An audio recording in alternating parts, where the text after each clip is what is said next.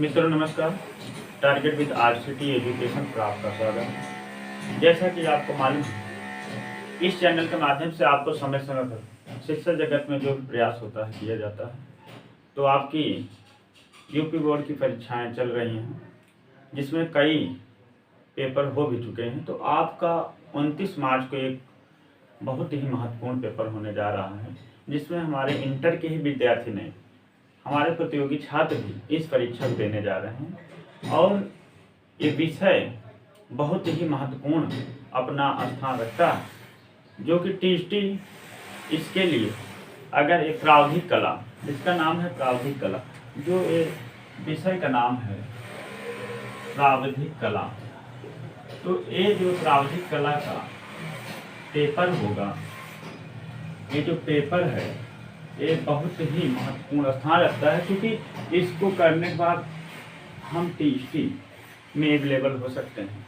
बिना बीएड किए हम टीएसटी जैसे शिक्षक भर्ती में अपना स्थान बना सकते हैं। इसलिए भी ये महत्वपूर्ण पेपर है।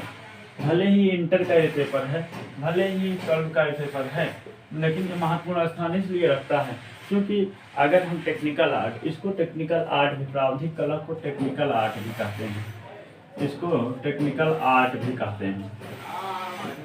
ये टेक्निकल आर्ट है।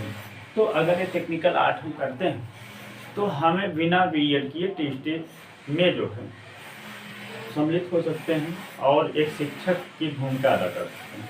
तो इसलिए भी महत्वपूर्ण स्थान रखता है। तो आज हम इस पेपर के बारे में बताना चाहते हैं कि ये पेपर जो है कैसे होगा, इसको कैसे हम लोग पढ़ें, क्योंकि ये कई भागों में आता है। इसका ये पेपर ये कैसे होगा, इसके बारे में थोड़ा जानकारी हम आपको देंगे। तो इसमें कई खंड आते हैं। सबसे पहले ये जो है प्रावधिक कला जो पेपर होगा कई खंडों में होगा, जैसे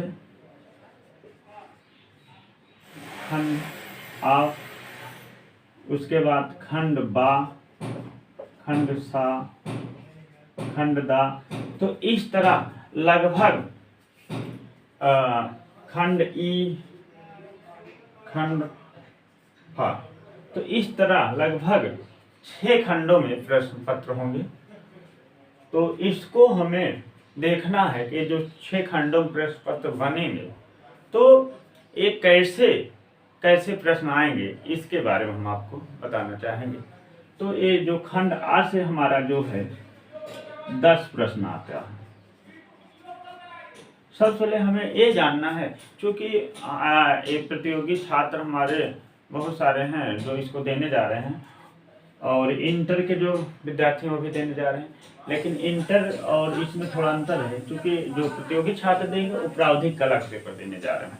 तो आप लोग जो देने जा रहे हैं इसमें कुछ है नहीं, बशर्ते आपको थोड़ी सी सावधानियां देखना है। थोड़ी सावधानियां इसमें देख लेंगे तो आप लोग अच्छा अंक हासिल कर सकते हैं। तो ये जो खंड आ से 10 प्रश्न बहुविकल्पी रहेंगे। ये जो बहुविकल्पी रहेंगे। उसके बाद खंड बा एक जो 10 प्रश्न होंगे 1-1 नंबर के होंगे, 1-1 अंक के होंगे। उसके बाद ये जो खंड बा से आएगा प्रश्न, ये लगभग 12 अंक का होगा, विस्तृत रहेगा। एक ही प्रश्न, 2 प्रश्न लगभग रह सकते हैं, 12 से 16, चूँकि नए जो अभी कोरोना काल के बाद से जो अभी परीक्षाएं नहीं हुई, तो इसमें हो सकता है 12 से 16 अंक का हो सकता है। ये जो प्रश्न होगा इसमें 2 प्रश्न होंगे, इसमें 2 प्रश्न आएंगे। 2 प्रश्नों में एक प्रश्न का जो छाया युक्त जो है लिखना रहेगा कि उसका प्रतिबिंब कैसे छाया युक्त प्रकाश युक्त शब्द को लिखना रहेगा। कोई भी शब्द आगे जैसे प्रावधिक ही लिखना है हिंदी में, उस तरह जैसे इसमें एक हिंदी में लिखना रहेगा एक फूल, एक पत्ती, इस तरह लिखना रहेगा। तो ये लगभग 12 से 16 अंक रहेगा। उसके बाद सा, दा, ई, इन तीनों में लगभग आपके 40 अंक रहेंगे, जिसमें न्यूमेरिकली सवाल रहे, निर्मेय प्रमेय से संबंधित सवाल रहेंगे, जो वृत्त से संबंधित रहेंगे, त्रिज्या संबंधित रहेंगे, इस तरह के सवाल इसमें आपको मिलेंगे देखने। अब बचता है आपका फा। फा में आपका जो प्रश्न रहेगा, इसमें अस्मित पर आधारित प्रश्न रहेंगे, अस्मित पर आधारित रहेंगे, अथवा इसमें प्राकृत चित्रण रहेगा। प्राकृत चित्रण अथवा अस्मित पर आधारित, अस्मित पर आधारित प्रश्न रहेगा। तो ये जो फा रहेगा, ये कितने अंक का रहेगा? ये भी 30 अंक का होगा। तो हम इन चीजों को समझने का प्रयास करेंगे जो बहुत सरल, जैसे बहुविकल्पी हमारा प्रश्न जो बनेगा 10 प्रश्न, ये बहुत ही सरल रहेगा। एक ऐसे बनेंगे जैसे आपसे बहुविकल्पी जो प्रश्न होंगे उसमें पूछ सकता है कि इंद्रधनुष में कितने रंग होते हैं। इसमें जो 1 नंबर का प्रश्न है, इसमें पूछ सकता है इंद्रधनुष में कितने रंग होते हैं। तो ऐसे प्राकृत के प्रश्न रहेंगे तो इंद्रधनुष में लगभग उत्तर आंसर हो जाएगा इसका 7। तो ऐसे प्रश्न इसमें बन सकते हैं कि इंद्रधनुष में कितने रंग हो सकते हैं, इंद्रधनुष में कितने रंग होते हैं और मुख्य रंग कितने होते हैं। अगर ये प्रश्न पूछता है प्राचीन भारतीय पद्धति के अनुसार, अगर मुख्य रंग की बात करता है प्राचीन भारतीय पद्धति के अनुसार, प्राचीन जो हमारी भारतीय पद्धति है, प्राचीन भारतीय पद्धति अनुसार जो मुख्य रंग है, मुख्य रंग, तो मुख्य रंग कितने हो जाएंगे? मुख्य रंग 3। मुख्य रंग जो होता है हमारे 3 ही होते हैं, जैसे लाल, हरा, नीला। तो इस तरह पीला, बैगनी, इस तरह बहुत सारे रंग हैं। जिसे इसमें हमने बताया 7 रंग होते हैं, तो लेकिन इसमें मुख्य 3 रंग होते हैं। इस तरह के छोटे छोटे प्रश्न आपको पूछ सकता है। जैसे एक प्रश्न और बनता है इसी में एक प्रश्न और बन सकता है खंडा में, जैसे त्रिभुज से संबंधित प्रश्न आएंगे, घन से संबंधित प्रश्न आएंगे, ऐसे भी प्रश्न आपके खंड आ से लगभग 10 प्रश्न आएंगे, बहुत छोटे छोटे रहेंगे। तो इसको भी हमें पढ़ना है और ये जो है यही सब नंबर आपको अच्छा अंक हासिल कर सकते हैं आप। तो ऐसे प्रश्नों को जरूर देखें। तो जैसे इसमें प्रश्न हो सकता है एक घन में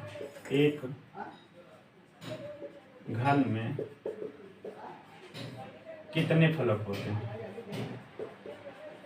कितने फलक होते हैं। तो ऐसे प्रश्न ये पूछ सकता है कि एक घन में कितने फलक होते हैं। तो एक घन में आंसर इसका हो जाएगा, एक घन में 6 फलक होते हैं।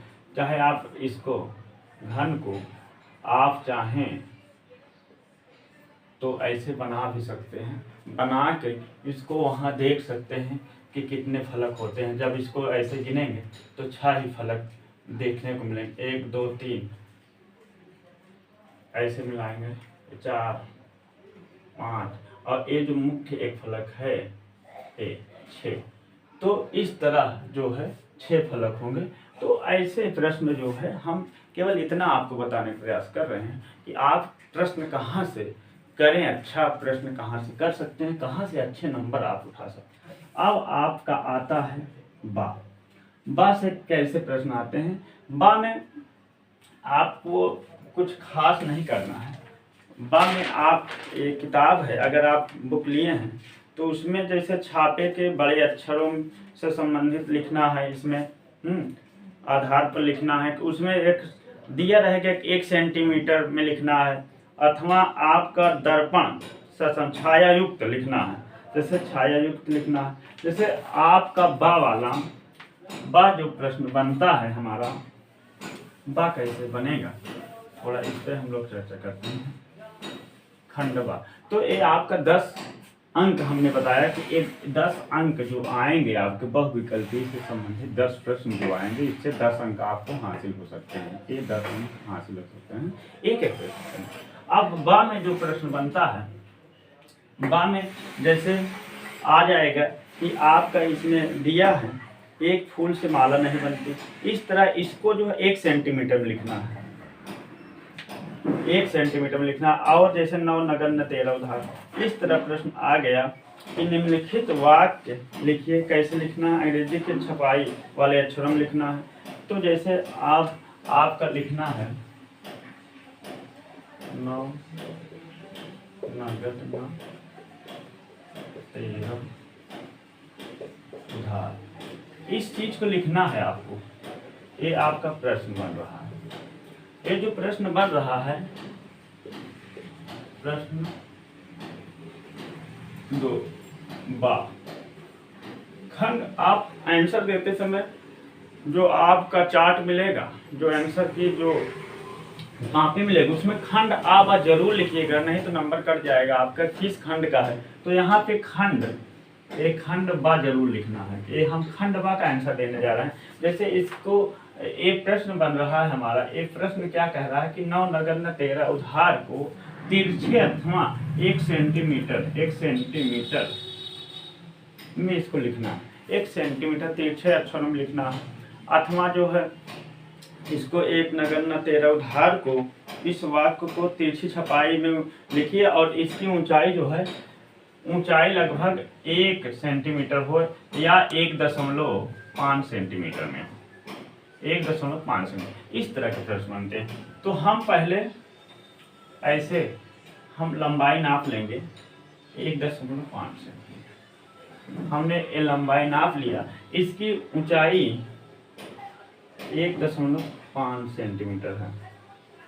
इतना हमने 1.5 यहाँ से यहाँ तक ले लिया, लेकिन इसके बीच में थोड़ा थोड़ा सेंटीमीटर और हम ले लेंगे, जैसे मात्राएं लगाने हमें दिक्कत नहीं होगी, क्योंकि मात्राएं भी होती हैं। जैसे 9 लिखना है तो हमने यहाँ तो लिख दिया 9, लेकिन मात्रा हमारी ऊपर जा सकती है, तो ये हमारा 9। अब नगद न 9 नगद न 13 लिखना है, तो 13, उसके बाद उधार। इस तरह इसको थोड़ा मोटा कर देंगे। आप ऐसे कर सकते हैं, पेंसिल से, पटरी से ऐसे बना के थोड़ा मोटा कर देंगे। हाँ, तो ये आपका जो है, ये लगभग 12 से 16 अंक का आपका एक आंसर तैयार हो जाएगा। ठीक, इसके बाद हम जब इसको देख लेंगे खंडवा, क्योंकि जो टॉपिक हमारी बहुत सरल है उसको हम देखने पे, अभी हमने बताया 10 अंक का ये हमारा हो गया, 12 अंक का इस तरह के प्रश्न आएंगे जो इसको लिखना रहेगा। इसमें एक प्रश्न और बनता है जिसमें छाया युक्त रहेगा। जैसे मान लीजिए लिख देगा सॉलिड लिखना है, इंग्लिश में लिख देगा सॉलिड को आपको लिखना है, सॉलिड को लिखना है, तो इसको छाया युक्त कैसे बनाएंगे? तो इसको छाया युक्त बनाने के लिए आप इसकी पहले तो कितना सेंटीमीटर में बताया है, 1.5 या 2 सेंटीमीटर, जितना भी पहले उस लंबाई में नाप लेंगे। उसके बगल की जो लाइनें हमें है खींच लेना है, उसके बगल में लगभग आधा सेंटीमीटर हमें जगह छोड़ देना है। उसके बाद फिर जब इस सॉलिड को हमें लिखना है, पहले एक लिख लेंगे, उसके बाद इसको पूर्णतः जब मोटे अक्षरों में बनाएंगे तो इसकी जो प्रतिबिंब छाया बनेगी, तो उसको किस तरह छाया बाएं पड़ेगी कि दाएं पड़ेगी, इसको मेन सावधानी है, इसको हमें देखना कि अक्षरों में कैसे जो है इसमें पड़ेगा। इसका जो प्रतिबिंब पड़ेगा नीचे पड़ रहा है कि ऊपर पड़ा, यही मेन चीजें ध्यान देना, क्योंकि कुछ अक्षरों में ऊपर पड़ जाता है, कुछ में नीचे। तो इसमें जैसे यस में है तो इसकी छाया नीचे पड़ेगी। तो ये जब 2 लाइनें बनाएंगे तो इसी तरह कहीं कहीं ऊपर छाया पड़ सकती, कहीं नीचे। इन सब प्रश्नों को जो सरल है इस पे आप फोकस करना है, इन सब चीज़ों को आपको देखना है। तो उसके बाद खंडवा जब इसको हम कर लेंगे तो हमारा हो गया 22 नंबर। ये टोटल हमारे 22 अंक हमने कर लिया। अब इसके बाद ए सा दा ई, इसमें आपके परमेय आएंगे या न्यूमेरिकल आएंगे, तो इसको हम बाद में, इसमें त्रिभुज भी हो सकता है, इसमें गोला प्रकार की आवश्यकता पड़ सकती है, चांदा पटरी की आवश्यकता है, ये सारी चीज़ें हमें रखना है वहाँ। तो इसमें निर्मेय प्रमेय भी हो सकता है, इसमें जो है आपके त्रिभुज से संबंधित सवालें हो सकती हैं, तो इसमें त्रिज्या से संबंधित सवालें हो सकती हैं। तो इस तरह के प्रश्नों को हम बाद में कर सकते हैं, क्योंकि पहले ऐसे प्रश्नों को जिसको हम बहुत आसानी से कर सकते हैं। अब हम सा दा ई को छोड़कर हम डायरेक्ट हम यफ पर आते हैं, क्योंकि यफ ये बहुत बड़ा क्वेश्चन है, इसमें 30 अंक आपको हासिल होंगे और बहुत आसानी तरीके से। तो कैसे है कि इसमें प्राकृतिक चित्रण है और अस्मिता पर आधारित जो है प्रश्न बनता है। तो इसको हम कैसे करेंगे, तो इसमें क्या आएगा, तो इस पे हम लोग चर्चा करते हैं कि इसमें आएगा क्या। तो इसमें लगभग फल, सब्जियां अथवा फूल, तीन प्रश्न इससे बनते हैं। जैसे प्राकृत में आपका जो होता है, प्राकृत में आप देखेंगे कि जैसे कहीं सूर्य उगता हुआ, सूर्य हल जोतता हुआ किसान, ऐसे ही प्रश्न बन सकते हैं। इसमें प्राकृतिक चित्रण में कई छोटे छोटे प्रश्न बनते हैं, जिसमें गुड़हल का फूल हो गया, रंगने के लिए आ सकता है, हाँ, कनेल का फूल आ सकता है। तो इस तरह, लेकिन हम फोकस करेंगे अस्मिता पर आधारित प्रश्न, क्योंकि ये बहुत सरल है और उसमें जो है कम पेंसिल और पटरी इस तरह की आवश्यकता पड़ेगी, ना कि उसमें रंग की। अगर प्राकृतिक चित्रण आप करते हैं 30 नंबर के, इसमें अगर आपका रंग है तभी प्राकृतिक चित्रण आप बनाएं, नहीं तो आप जो है अस्मिता पर आधारित प्रश्न बनाएं। अस्मिता पर जो आधारित प्रश्न बनाएंगे, अस्मिता पर था वाला जो ये 30 नंबर हमने आपको बताया, इसमें जो है फल भी आ सकता है, फल, सब्जी। तो इस तरह के प्रश्नों को आप, या कोई बर्तन, इससे 3 प्रश्न बनते हैं। तो चाहे फल, सब्जी, ये 30 अंक आपको मिलेंगे, इसमें आपको 30 है। तो चूंकि ये सरल है, फल सब्जी, फल में जैसे आपका आम आ गया, आम जैसे पत्तियों सहित आ गया, पत्तियों सहित आम आ गया। एक अमरूद आ गया, अमरूद आ गया या बैगन आ गया। तो इसका आप ज़्यादा से ज़्यादा इस चीज़ की प्रैक्टिस करें, इसका अभ्यास ज़्यादा करें ना। इस तरह फल जो आम हमारा है, अमरूद है, और उसके बाद ये है जो है सब्जियां जैसे बैगन हो गई। तो इस तरह जो है ऐसे पर बर्तन में जैसे सुराही हो गया, सुराही हो गया, इस तरह के प्रश्न बनेंगे। तो इससे आप 30 अंक बहुत आसानी से हासिल कर सकते हैं। बस यही हमें बताना था कि आपका जो प्रावधिक कला का जो पेपर है, चूँकि हमारे कई प्रतियोगी भाई बहन इस पेपर को देने जा रहे हैं, तो वो लोग बहुत मतलब वैसे हैं कि कैसे आएंगे कैसे नहीं, बहुत सरल है। इन सब चीज़ों को आप ध्यान से देख लें, क्या क्या आएगा, कैसे आएगा, कहाँ से हम प्रश्न को देखें कि कहाँ से हमें ज़्यादा अंक हासिल होगा। तो ऐसे ही चीज़ों को आप इस वीडियो को देख लें, और जो है ऐसे अभ्यास आम, अमरूद, इस तरह के जो है अभ्यास आप बनाने के कर लें। 1, 2 बार, 3 बार प्रयास कर लें, क्योंकि 29 मार्च को आपका जो पेपर है, ये बहुत ही एक प्रकार से प्रतियोगी छात्रों के लिए भी बहुत सुनहरा अवसर, जिससे आप टीटी की परीक्षा देने जाएंगे, तो एक आप शिक्षक बनने जाएंगे। तो आप एक ज़्यादा से ज़्यादा 2-4 बार अगर प्रयास कर लेते हैं, तो आप जो है ये टेक्निकल आर्ट में अच्छा अंक हासिल कर सकते हैं। क्योंकि हमने आपको 10 अंक 12, 10, 22 प्लस 30, लगभग हमने आपको 52 अंक यहाँ पर बताने का प्रयास किया कि 52 अंक, जो 52 नंबर आपको मिलेंगे, बहुत आसान तरीके से मिल जाएंगे। बाकी के अगले वीडियो में हम आपको ये सारी चीज़ों पर चर्चा करेंगे। आप लोग अगर वीडियो अच्छा लगा हो तो इसको आप लोग शेयर कर देंगे और लोगों तक इसका लाभ मिल सके। बाकी अभी आपको कुछ और टेक्निकल आर्ट से संबंधित जानकारियाँ मिलेंगी। आप लोग इस चैनल को सब्सक्राइब कर लें। बहुत बहुत धन्यवाद।